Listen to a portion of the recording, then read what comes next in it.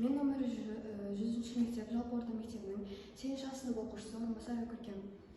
Бүгінгі ғылыми жобаның басты мақсаты геометриялық есептерді өмірде қолдану. Дайындаған Орынбасар Көркем, ғылыми жетекшісі Төлешова Гүлмира.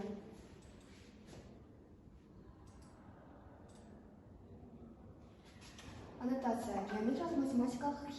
Геометриялық фигуралардың қасиеттерін зерттеумен айналысатын бөлімі. Ол латын тілінен аударғанда сыртқы көрініс, бейне деген мағынаны білдіреді.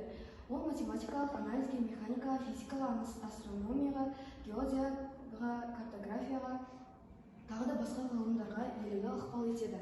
Сонымен қатар фигураларды кескіндеуге, модельдеуге және құрылыстарға негізгі геометриялық шамаларды өлшеуге қажетті практикалық дағдыларды игеруге мүмкіндік береді. Ғылыми жұмыстың өзектілігі.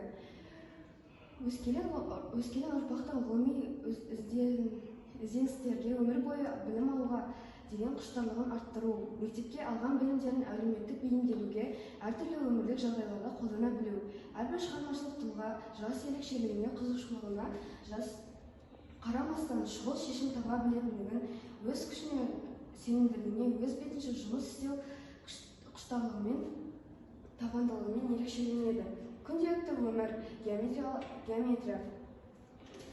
Қараңғыдағы геометрияның кейбір қызықтылығы өмірінің шешімдерімен танысады.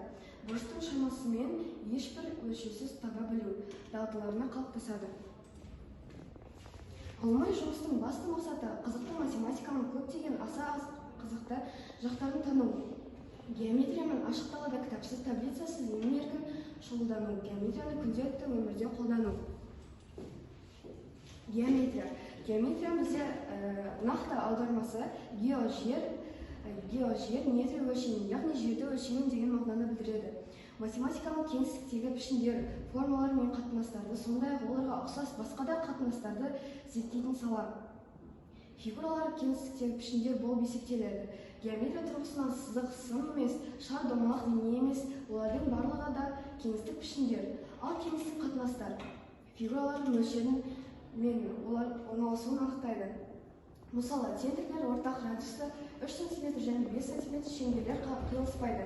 Біріншісі екіншісінің ішінде жатады дегенде шеңберлердің мөлшері мен орналасуы жөнінде айтылып тұр. Мұнда бірінші шеңбер кішісі, екінші үлкені біріншісі екіншісінің ішінде орналасқан.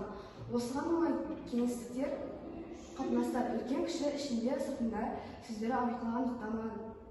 Тең параллельдер тағы да басқа сөздерде кеңістік қатынастарды сипаттайды. Геометрия бізде жалпы екі салаға бөлінеді: планиметрия және сферометрия.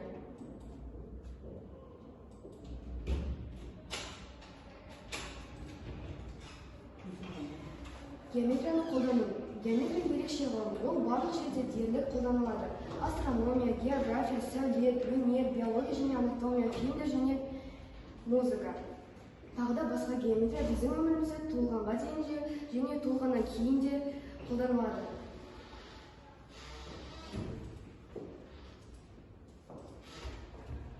Өлшеу кезінде. Бірінші өлшеу кезінде геометрияны физикалық денелерді өлшеу үшін және айналадағы объектілерді бейнелеу кезінде басым болатын қасиеттерді білу үшін қолдануға болады.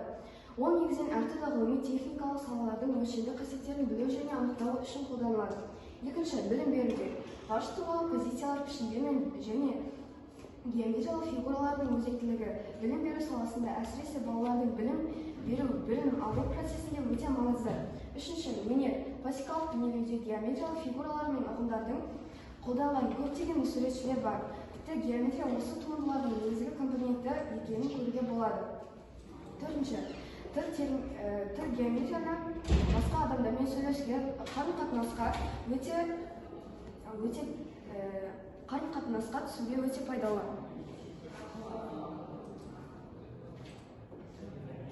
Осыған ұқсас бір есеп шығарып көрейік. Бұл есепті бізде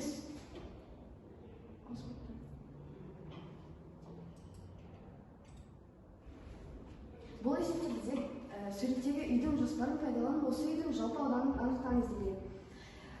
Бізде ұзындығы 3,5 метр қосылған 2 метр қосылған 4 метр. Жалпы ұзындықтан шыққан сан 9,5 сантиметр. Ені 3 метр, 3 метр және 5 метр. Оның қосындысы 8 метр. Осыдан аудан ұзындығы мен ненің көбейтіндісіне тең. Яғни S тең 9,5 көбейтілген 8 тең 76 квадрат метр. Жауабы 76 квадрат метр шығады. Екінші есеп. Көпбұрыш тәрізді алаңның периметрі 112 метр. Көпбұрыштардың барлық қабырғалары тең, барлық бұрыштары тең болса, оның ауданы неше квадрат метр болатынын табыңыз. Шешуі. Периметр тең 7 көбейтілген 7-ні 4 көбейтеміз, оны x-ге көбейтеміз. Яғни бұл жерде бізде кәдімгі теңдеу болып тұр. 28 x тең 112. X тең 4 метр. Кішкентай шашының ауданы S тең x квадраттаған x тең 42 тең 16 квадрат метр. 4 фигуралар 4 кішкентай шашылардан тұрады. Олардың жалпы ауданы S тең 4 көбейтілген 4 көбейтілген 16 тең 256 квадрат метр. 5-ші фигура.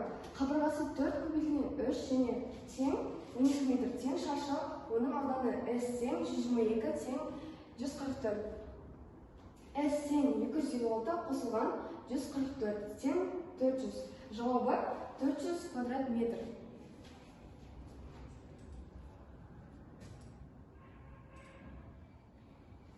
Геометрия есептердің шешу жолдары.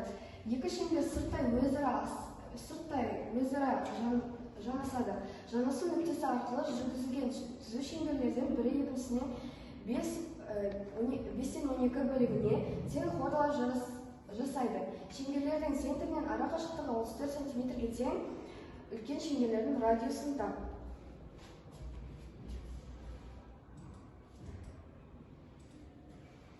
Шешуі. АБ бөлінген БС тең ОБ бөлінген БО1. Осы тең 5-тен 12 бөлігі. R бөлінген 34 азайтылған R. 34 азайтылған R-дің 12 көбейтіндісі тең 5R шығады. R тең 12 көбейтілген 34 бөлінген 17 тең 24. Жауабы бізде R тең 24 см.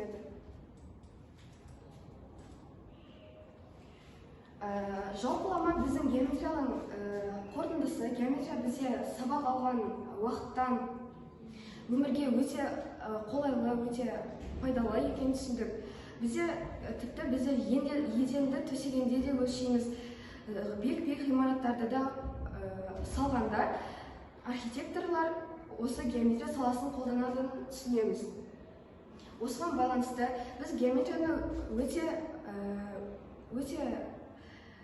іш пыстырарлы, өте қиын сабақ ретінде түсінеміз. Бірақ бұл мүлде ондай емес. Тек қана геометрияны тереңнен түсініп, тереңнен білім қажет.